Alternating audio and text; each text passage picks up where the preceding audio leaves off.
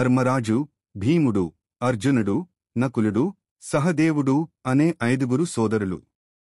దుర్యోధనుడు వారిని అనేకసార్లు చంపాలని ప్రయత్నించినా ఏ ఒక్కసారీ విజయం సాధించలేకపోయాడు. దీనికి ముఖ్య కారణం వారి మధ్య ఉన్న గొప్ప ఐకమత్యం, ఒకరిపై ఒకరికి ఉన్న నమ్మకం. ఒక చిన్న ఉదాహరణ. అరణ్యవాసంలో ఉన్నప్పుడు ఒకరోజు ధర్మరాజు దాహంతో 4 తమ్ముళ్లను నీటి కోసం పంపిస్తాడు. వారు ఒక కొలను దగ్గరకు వెళ్లగా యక్షుడు అనే ఒక అదృశ్య శక్తి ఆ కొలనుకు యజమానిగా మాట్లాడతాడు. యక్షుడు, నా ప్రశ్నలకు సమాధానం చెప్పకుండా ఈ నీటిని తాగితే మీరు చనిపోతారు అని హెచ్చరిస్తాడు.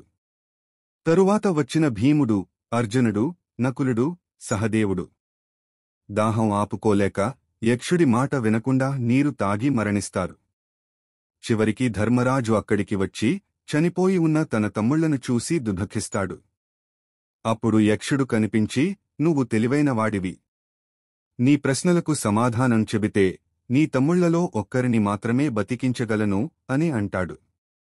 ధర్మరాజు ప్రశ్నలకు సరిగ్గా సమాధానం చెప్పిన తరువాత యక్షుడు, నువ్వు అర్జునుడినో భీముడినో కాకుండా నకులుడిని ఎందుకు బతికించమని అడుగుతున్నావు అని ఆశ్చర్యంగా అడుగుతాడు.